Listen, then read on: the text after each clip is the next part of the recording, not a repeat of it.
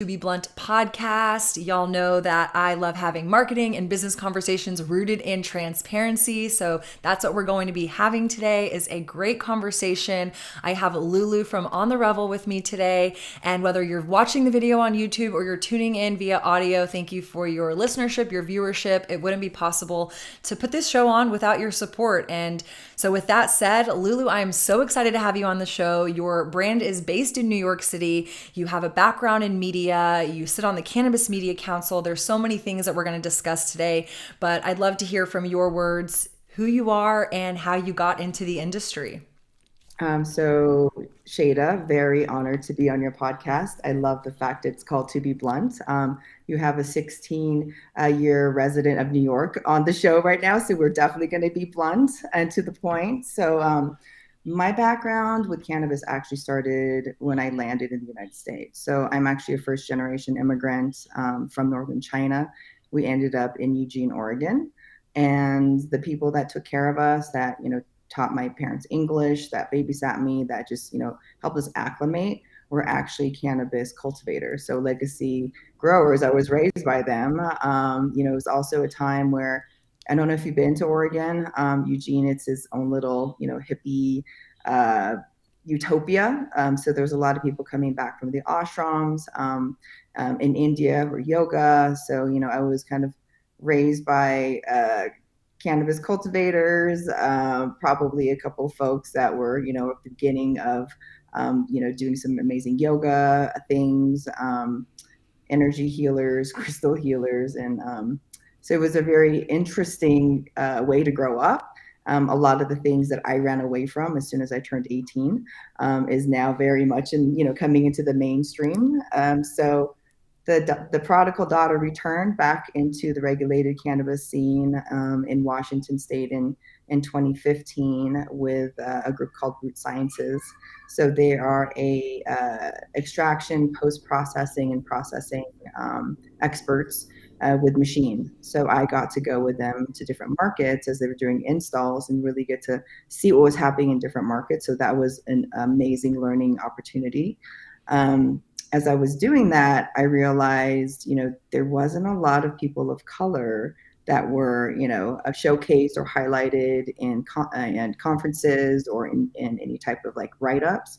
So I met my co-founder for On the Revel, Jacoby Holland, in New York City. So I've been 16 years in New York, but I was, raised in Oregon, went to school in Washington, lived 10 years in San Francisco, 6 years in LA, and literally been bi-coastal with New York, East Coast, West Coast for 16 years. So it was really great to meet a Black man who was talking about cannabis on the supply chain side that wasn't full of shit. So, back in 2016, there was a lot of conversations about advocacy, fundraising, and just a lot of people just talking about things without really having any plant touching experience. And that's why I lots of respect to you. You're going through, trying to change hearts and minds in Texas. But the fact that you have your own brand, the fact that you have your own store, speaks volumes because you know how hard it is. And you have to have, you have to be that octopus with different hands and different things to like make this happen. So mad props to you. Thank you. Um, so yeah, we started On the Revel in 2016 as a way to really bring transparent information about opportunities in legal cannabis. We wanted to highlight women and professionals of color that we're meeting along the way that were always in the background, and we wanted to put them in the foreground. And we just really wanted to we knew New York was going to be a big market. So we put all of our eggs in one basket and really wanted to highlight and introduce New Yorkers who are just natural entrepreneurs. It's New York City is, I always say, is a land of type A personalities that always know best. So it's been really fruitful. We've been able to build a really beautiful community. And as New York is coming online, both Jacoby and I are going for a license. So, we're trying to provide as much information that we're learning, all the resources that we have, and the good people that we met along the way to help cannabis What a web of a journey you've got to live from your experience growing up in Oregon and now coming into the East Coast and just seeing this industry unfold in so many different levels. I am just so excited to get to talk to you because this podcast to me is all about learning and all about sharing. And so the best thing we can do is be a listener and open our hearts and minds to other people's perspectives, experiences, and then take that information and try to do something good with it, right? And so you represent a state that is like right on the cusp of opening the market up. And so I would love to start there, just dissecting, especially for people who may not know what's going on in New York. I think the headlines are obviously very misleading. It's like, oh, New York Yes. legalizes, but the reality of like when the timeline actually opens up, what are kind of the licensing opportunities? I know just from other states, some let you home grow, some don't let you home grow, some give, caregiver opportunities, social equity opportunities. So what is New York kind of outlined from a licensing perspective? What is the path for legalization in the state and the rollout then of the program from your perspective and your experience? Oh, okay. So let me try my best to include all of those things.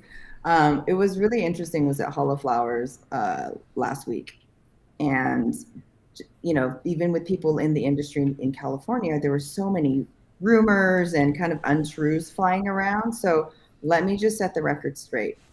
There is no standard licenses out yet. We don't even have regs. The only two conditional licenses we have are one, the conditional cultivation license, which our friend really helped spearhead the way. He hemp farmer and really wanted to make sure that we had flower ready. So this is the first year that we actually have THC plants being harvested. So that started, I believe, in the spring, so maybe April, May. Um, and then the only other license that we have out that the application just closed September 25th is the card license, which is conditional license for retail. And that is only available for folks that have had that they themselves or their immediate family has had an arrest or a conviction for cannabis in the state of New York. So I just want to make that clear. We don't have any available licenses. So, if you're coming to New York and you're buying, weed, unless it's from a medical store, you're buying it on the gray market. And I call that gray market also, let me just kind of, we have a difference between legacy in my world, in our community. Legacy are people that have been doing this in New York because they had to, out of survival. These were opportunities that they had to survive in the projects in very low income areas and very high war on drug impacted areas. So they've been in the game for 30 years, 20 years, 10 years, 5 years. Now we have the gray market, which pretty much launched, I'd say, probably a year and a half ago with opportunists. These are folks that have not been part of our community. These are folks that have seen dollar signs, and this is a smash and grab that they are just being into at the detriment, I think, of what we've been trying to do with the OCM, which is the Office of Cannabis Management. So, I just really believe that our Office of Cannabis Management, they're trying.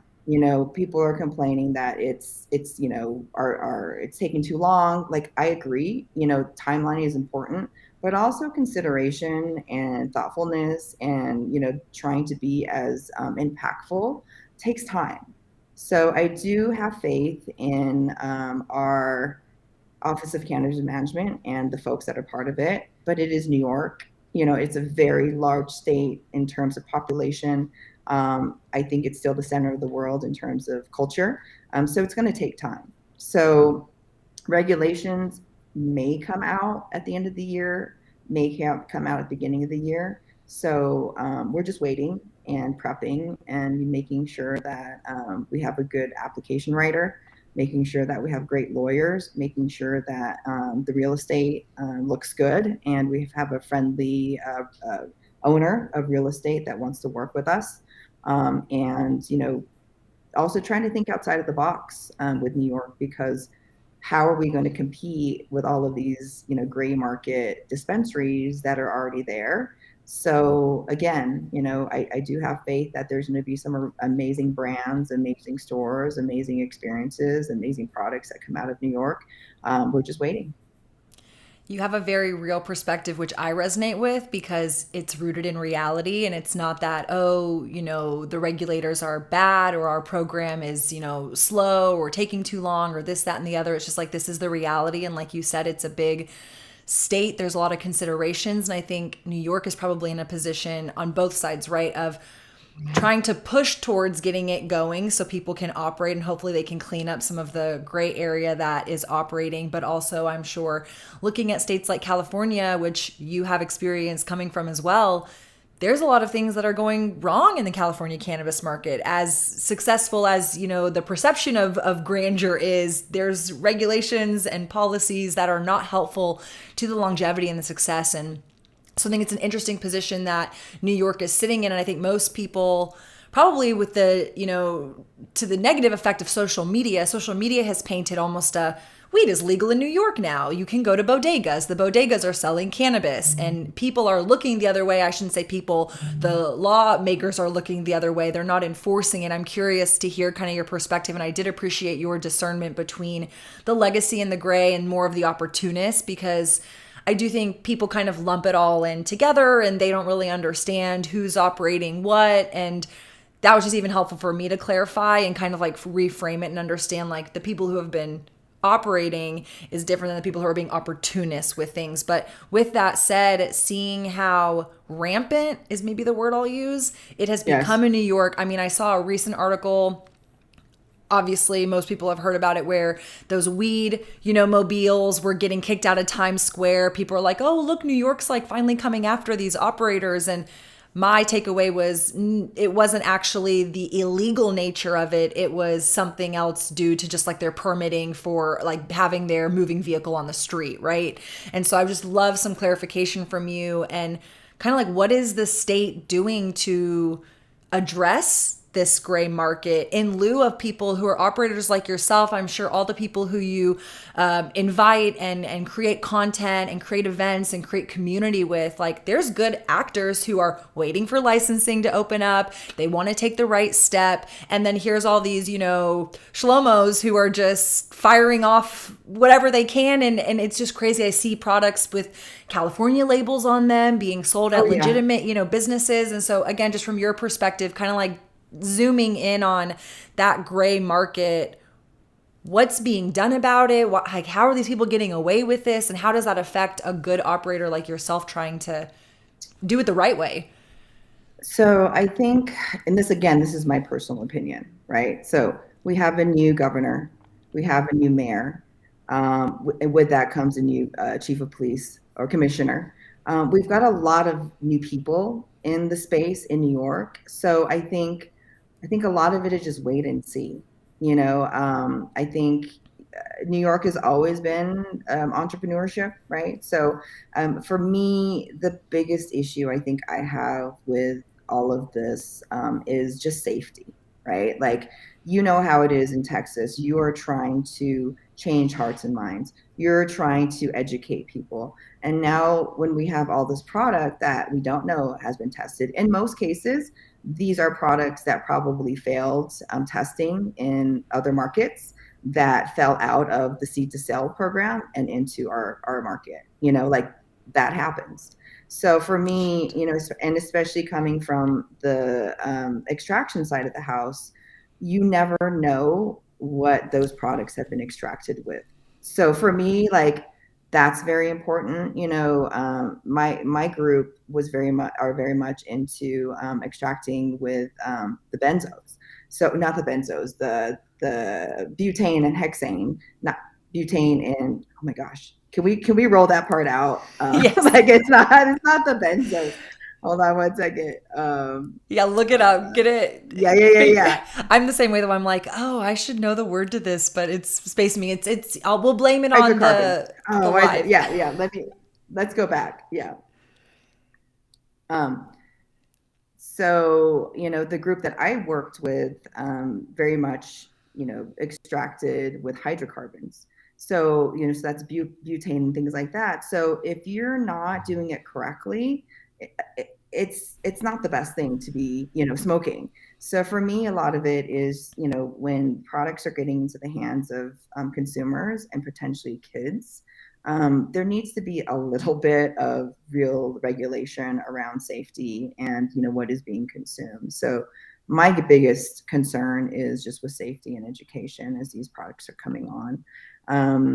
My friend is part of NYPD, and he was telling me that for the past probably like 2 or 3 years, they've been getting notes to de-escalate and really not focus on any type of like, if people are smoking on the street, like things like that. Now, do I say that's across the board in different neighborhoods? I Sure. can't say that's being adopted, but at least there's memos of expected action that have been going out. And as far as I know, there hasn't been really any directive in terms of closing any of those dispensaries, those illegal dispensaries, or the cars or the vans. So, one thing that we are trying to do actively with On the Revel is provide information for legacy operators who might be interested in crossing over to the legal regulated industry. So, we're not telling people what to do, right? We're not saying you have to do this. Everyone needs to make their own opinion about how they want to enter the space. If they want to enter the space, it's not easy.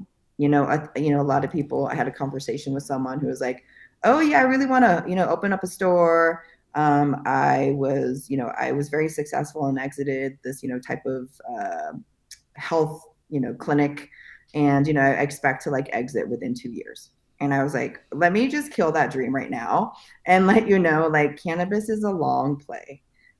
It's going to probably take at least a year for the cultivators to really figure out what type of genetics grow well in our climate. Just like wine, you can't take the vine from one area and plant it in another terroir and expect it to flourish. So it's going to take a little bit of time to figure out, which genetics do best in our climate, in our region. It's going to take a while for stores to figure out who their consumers are. So, if you want to come to this, you're going to have passion. You're going to have to patience.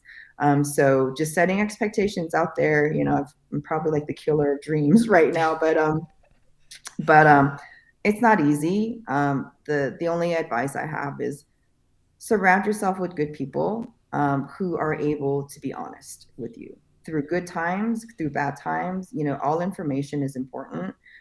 So whatever partners that you have, make sure they're able to handle the truth, make sure you're able to talk to them about things, and do your due diligence, whether you're an investor, whether you're ancillary, trying to find a business partner, whether you're a plant touching operator, do your due diligence, check the backgrounds, check if there's lawsuits that they're involved with, check their credit, also check if there's any debts that they have.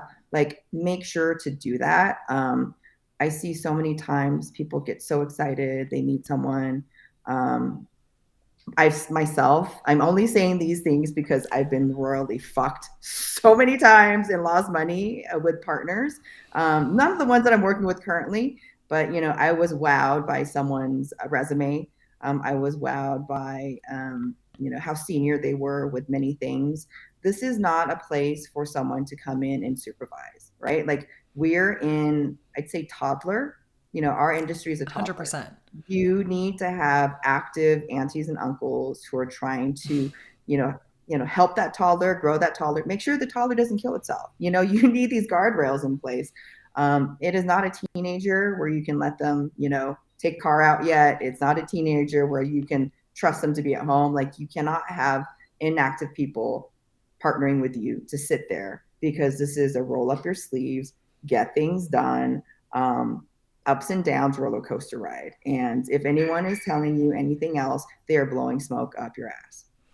That needs to be like the retweet of the episode. It is I mean, you said, you're not probably like the most liked person. I feel like that's my role, unfortunately, or fortunately, I sit in it very comfortably. I think you have to say the truth, and people don't obviously like to hear the truth, but it comes with the learned experiences. And I love that you brought that up about just like the ooh ahs of people who are overpromising, saying, "Oh, we're going to get you this for your brand," and "Oh, I can do that for your brand." I can't even count how many events I go to, and I feel like I've got a pretty good like bullshit detector just like in life in general, and it's become like even more heightened in this industry. People are like, "Oh, yeah, I got the best supply. Like you don't work with anybody else, just work with me. I got you." And you come to find out that person is, yes, blowing smoke up your ass, doesn't really know shit, and you're like, "Oh, I'm so glad I didn't just believe that person." But for all of the me's who don't believe them, there's at least a dozen who do. And I feel bad for those Right. people getting entangled in bad business deals because they see green dollar signs in their eyes. I get it. It's exciting. People want to be in cannabis. It's very opportunistic.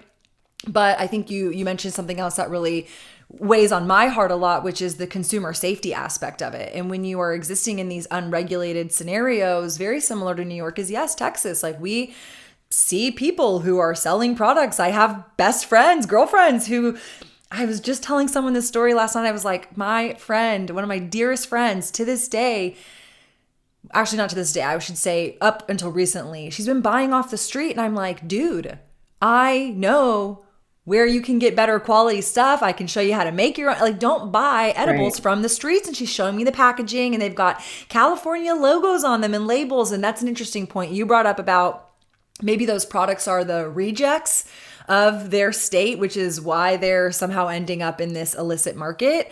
And that's even more scary, right? It's not just an illegal product that you don't know necessarily what's the quantity or of the quality of the ingredients. It's now maybe it's even more concerning of the quality of those ingredients. And so I think those are very accurate points that people need to really resonate with and be consciously aware of as they navigate the industry. So, kind of with that, I want to turn to On the Revel and just understand. I mean, you mentioned 2016 you founded the company.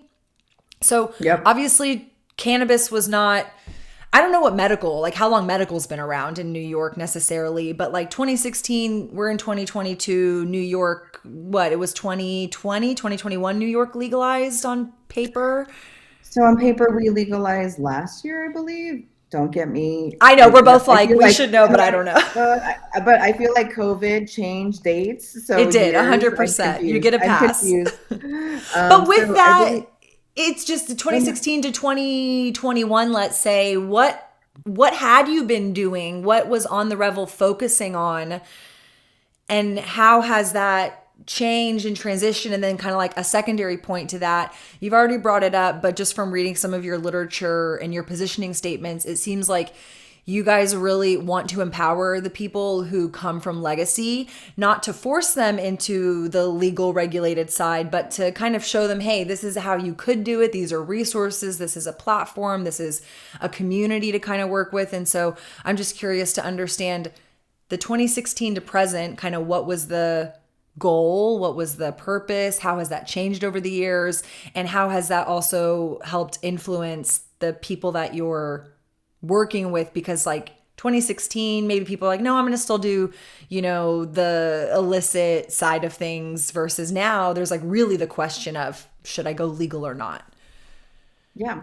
So Jacoby and I actually have full-time jobs. We actually are product designers in different industries. So, at Okay, I love 2016, that though. yeah.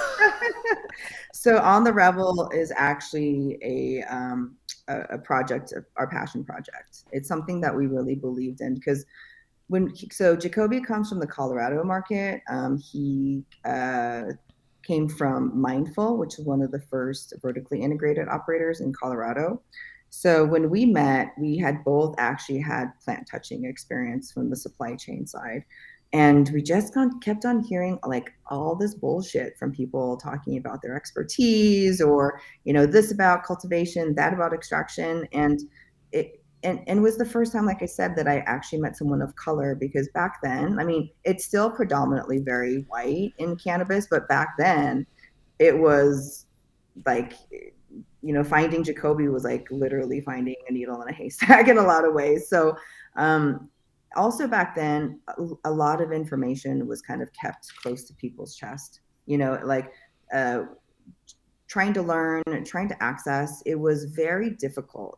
Thank goodness Root Sciences, I knew them from college and they welcomed me back into the regulated world and asked me to like just stay and see if I wanted to learn anything. So that was amazing to have that front row access into what was happening as markets were coming online. But what we're trying to do is really, like I said, we want to present information and good people to our community. We want to make sure that things that were held close to the chest in terms of being able to access investors, being able to access resources, like all of the service providers that you need, from lawyers to architects to tax accountants to X, Y, and Z across the board. We built a pretty good reputation in New York because we have a no fucks rule. So if someone says I don't fuck with them, we don't fuck with them. And in order for us, and we're very inclusive. So don't get me wrong. We believe that there's good people in every room, right? We're creating space, a bigger room where all the good people can come in. So we don't fuck with you if we know that you are a predator and have kind of fucked over someone that we've worked with, or we're always 2 degrees away. We won't fuck with you if we know that you have no experience and you're trying to flat yourself as an expert. We won't fuck with you if you're just dishonest. Like, there's no problem if you have no experience. There's no problem if you're new to this. Just be humble enough to say, I'm new, I don't know, can you help me? And we'll be there. Just be a good person. And I just want to call out that the cannabis industry is very small. It seems like it's very big, but it's very, very small. How you act, how you deal, how you conduct yourself, it spreads very, very, very quickly. So don't be a dick. If you're not a dick, we'll work with you. If you're going to be a dick, we don't want to have anything to do with you, because things happen so fast. You don't want to waste your time trying to work on something that doesn't benefit anything that you're doing or benefits your community. Our rule is, the rising tide lifts all boats. The whole purpose of all of this is that everybody eats. Everybody has an opportunity to participate if they want to. Everybody has access to information that should be readily available. And if you want to participate, you work with people where the whole goal is everyone eats together, because you're going to cry together a lot sometimes, but you have to be able to laugh and work through these hard times, which will come, and so On the Revel was formulated to really showcase the people that we met along our path in cannabis, that we were like, thank you for helping, or thank you for fixing, you're dope, like, thank you for supporting.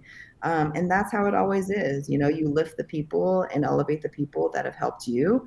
And we want to present those people into our community as folks that they should be working with. It's so important to like kind of lead the way. I think when I got into the industry, I didn't intend to necessarily be a leader. I think the industry is so new. Like you said, we're in toddler phase. So it's kind of hard to be like, oh, I'm an expert at this. And to your point, it's like, be humble and come to the table hungry and like just show up and roll your sleeves up and like, let's see what we can build. But I think there's just so much we don't know. And people do get burned and they get bad advice and they get connected to, malicious people with bad intentions. And so we need people to kind of step up and to start shaping the path that we're trying to walk along and provide connection to good operators, to these resources, to even just like, I always say it. And so I feel like my listeners know this line from me, but like, misery loves company. And it is sometimes very miserable. I mean, the highs are high, the lows are low.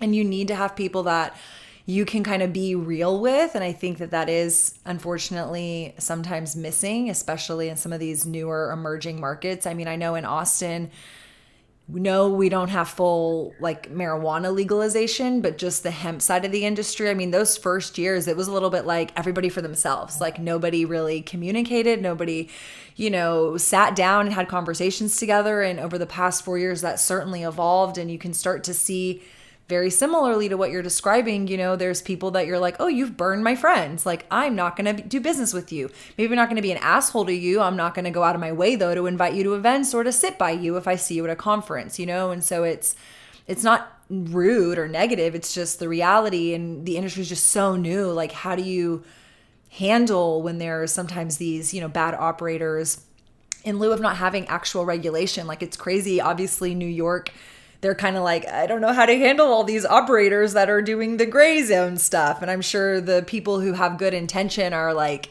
do something about it so that the good operators can have a better pathway. But it's also super complex, and it's obviously not as easy to, kind of address it. So I wanted to bring up too, you have a role with the Cannabis Media Council. I'd love to hear what the Cannabis Media Council is, what its role in the industry is. I know you have a background just coming from a lot of media and content as well, design. So marketing is a huge component of brand success in the market, of building, the brand, and using the media is our megaphone. And before I get into what you're going to share, just like my observation, 2 cents, I come from a media background as well, and it's remarkable. All my non-cannabis friends are just like, oh yeah, why don't you just like go advertise on this website, or like, why don't you just like go take out this ad here? Oh, you can't just like link your website to Facebook Marketplace and sell? I'm like, no, we cannot do those things. And it's obviously a lot more complicated than that, but I know that there have been strides being made. You are starting to see more advertising platforms open up. And so I just think media is such a powerful tool, from press to advertising to marketing. And so I'm just curious to learn a little bit more about your involvement with the Cannabis Media Council and what that really entails from a marketing perspective. Sure, I'd love to talk about that. We made a big announcement last week, but I just want to preface. So Joy Sonali from Big Rock and Sonoma Hills Farm, and Amy Dennison. She spent many years. She was head of marketing for Curaleaf in New York, and then she went on her way to create her own company called Pheno, as an expert in advertising and marketing for cannabinoid brands. They've been percolating on this notion that we as an industry really need standards for being able to move forward for being responsible in terms of advertising and marketing, and two, we don't have a unified voice. We've seen individual brands doing big campaigns, but we've never really seen the entire industry doing a campaign like Got Milk did for the dairy industry. So that's what we're trying to do. We think it's time to start normalizing and getting out of the echo chamber. We are extremely grateful for media companies like yourself, and other ones that have been cannabis focused, because without that, we never would even have any type of presence. But our announcement last week is that with a partnership with Hearst Media. So we're going to be able to allow for cannabis marketing and advertising across all of their channels. And Hearst Media, I believe, is the fourth largest media conglomerate in the world. They span from magazines like Elle and Esquire to different newspapers and journals, as well as radio and TV. So that is huge. We are, as the Cannabis Media Council, we are a trade organization. We are really trying to create national campaigns that uplift the entire industry, irrespective of brand or vertical that you're in. We're working on a campaign right now to be probably launched Q4, maybe Q1, which we're very excited about. So if you are interested in being part of our organization, please reach out to that's HI, at cannabismediacouncil.com. And, I'd love to, Jade, I'd love to see if, To Be Blunt would be interested in becoming one of our members. Right now, we're we're talking to everybody and figuring out like, what part would you like to play? What things are you looking for? We're still building the airplane. But what's really important is making sure that we have offerings and information and that is helpful and impactful for all of our members. No, that is so helpful and cool to hear. I think I talk a lot about different trade organizations. They all have kind of different places. Obviously, there's so much that is important in this industry. And so, one, it's like from a strengths and skills level, like what do you gravitate towards? And it's like, where can you make the most impact? And so, I love being able to highlight different organizations for people who, like, oh, they perk up, like they love media. Like, I absolutely want to have that conversation with you guys because I think that it is so empowering to be able to, like you said, have a unified approach, a unified voice on things. But then the flip side of that too is just there's so much good that can obviously be done when we get aligned with different groups that from a community perspective, from an empowerment perspective. I mean, I was telling you before we started recording, the podcast for me has been that, dose of getting to build a community and being able to just like realize that I'm not in this alone. And there are Yeah. good people who want to help me succeed, who want to help the industry succeed. And there is a lot of opinions and perspectives, but you shouldn't shy away from opinions and perspectives. You should embrace them and try to figure out how you can like lean in and make an impact. So that's very cool to hear about Hearst Media, especially though, because I mean, you said it, like they're obviously a major controller of the way that news and information gets out there. And it is really sad to see that cannabis is so demonized, but that they're opening it up. And so I wanted to clarify a little bit too. I mean, knowing that you're the Cannabis Media Council, my brain always goes a little bit to like, because of hemp's federal status, I think people assume like hemp has an easier time with media than like, let's say marijuana, but they don't, right? They both have We don't. difficulties. But because this is like a push from the Cannabis Media Council with Hearst, is this going to be specifically like benefiting these marijuana brands to have opportunities in their publications, their radio shows, take out advertisements, things like that? Or is it like all cannabis? Because I've seen hemp getting a little bit more flexibility. I don't want to say it's like fully there yet. So this obviously is like really impactful for the cannabis industry at large.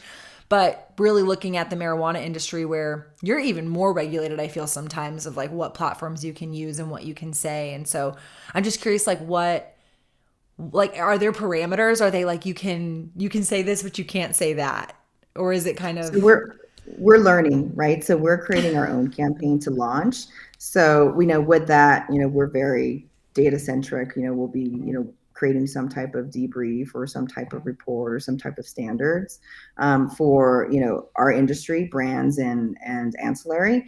We also want to create expectations to help other media companies and other peer articles, journals, TV. We want to also create kind of a guideline on how they can start welcoming cannabis. I mean, it's going to be huge. I mean, we've kind of foresaw this. There's going to be federal legalization that happens at some point, especially with Biden's announcement last week and his, the election coming up. I think there's going to be some pretty fast acting things that happen. Again, my opinion, I don't know, just my observation.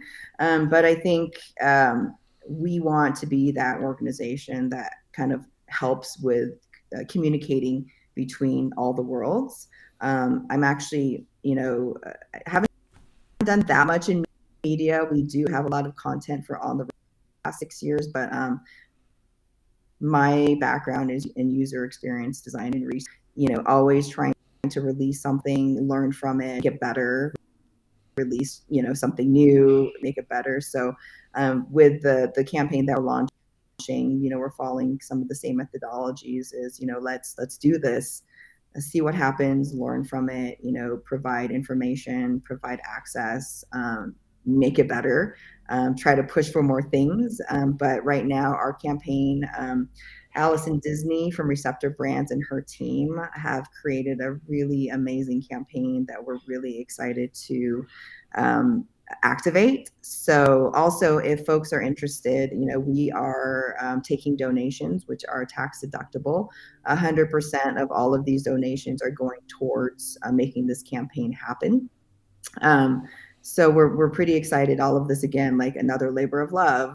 This everyone has been working really pro bono to make sure that we have something excellent that comes out, and I'm really really excited for the world to see. I think this campaign that Allison and Receptor have created can do circles around other industry campaigns.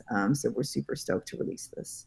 Yeah, shout out to Allison. I had her on the podcast a couple months ago, so she's definitely a great person to learn from. And it's cool to hear that you've been connected and she's in your corner helping champion this as well. And just kind of on that note, I mean, you mentioned Biden's announcement, not to get into, the specifics of it, but I did see in his series of tweets, he brought up, we're going to need like help marketing it. Like it's not just going to be a free for all, right? And so to your point of, you wanting to be the leader that potentially has the opportunity to be like, oh, look, here's an organization. They really care about this topic. They care about this conversation. How can we work together? And I think that's what we really need to prepare ourselves for. I'm just a little stuck on the when is that going to happen, right? But it's at the same Agreed. time, like, Agreed. we got to be prepared. You got to kind of keep championing it. I feel like in Texas, the joke is, are we going to get legalization next year? We have our legislative session. And I'm like, no, it's probably not coming next year. And I'm a really big believer you can't have rec until you have medical. And it's not to say that medical and rec can't come like right after each other, but Texas has a very baby medical program. And so to me, I'm like, the state's not going to legalize until they have a better medical program. So the year that I see better medical, then I can start projecting when recreation comes. But there's just so many brands who I don't know if they just like don't pay attention to how politics or how history is done, but they're like, we're getting legalization next year. And I'm like, I would love that.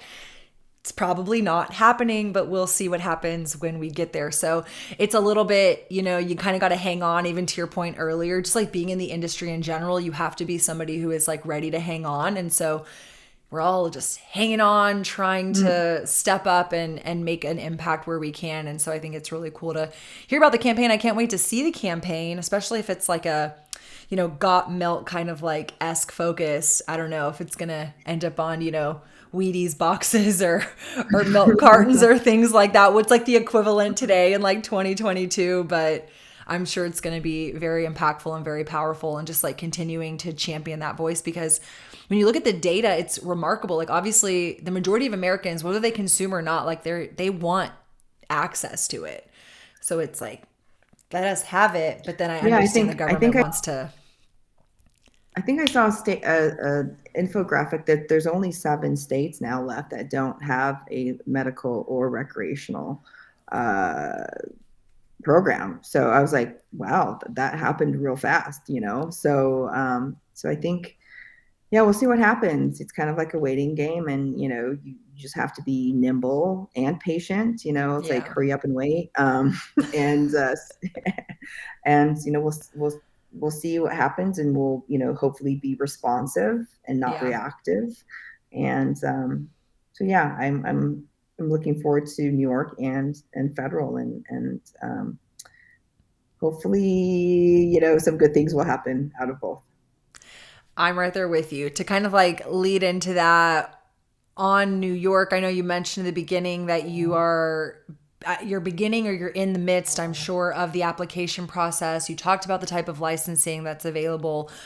Kind of like what is the future look like for you, whether it's with, I don't know if the license that you're going after is going to be under the same brand name as On the Revel, but like what does the next step look like for you? What is the reality of like operating in New York from a marketing perspective? Like, and I'm sure a lot of this is personal opinion because it's obviously not like out there in the world. Like you just don't know what's the reality of what's going to happen. But the speculation of you already have a brand in the state, you're so ingrained in New York's cannabis politics.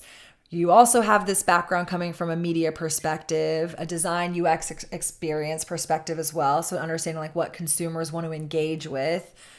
What is kind of like the next step for you and what do you hope to kind of happen from a state perspective? So I'm actually going for a retail license. So one thing I also want to, and our first store is going to be in Brooklyn. So I've been in Prospect Heights for about 16 years. I also want to say that the way that the law is written right now is when you're tied to one person's cap table, you're tied to that license. So as it stands, I don't know if there's going to be amendments, but you cannot, for example, I cannot be on another license type. So if I open a retail store, I cannot be part of manufacturing or cultivation. There is a there is another license. We have 9 license types. There is one which is like almost like a mini vertical that you could do, but there's a lot of unknowns still around if you can only sell your brand or if you can sell other brands. So, do you want to grow your own, process your own, and then sell your own? I don't know if they're going to allow for other brands in there. But I'm going with my business partner, Kim Vaughn. We're going to go for retail, and you are allowed at 3 stores right now. So also, audience, if you are listening to people try to about owning multiple licenses or investing in different types of licenses, you are supposed to marry only one license. You cannot be polyamorous with your license investments or participation as an operator. So I just want to throw that out there because I heard a lot of really crazy things at both MJ Unpacked and Holophil. So just I'm sure. setting the record straight on that part now.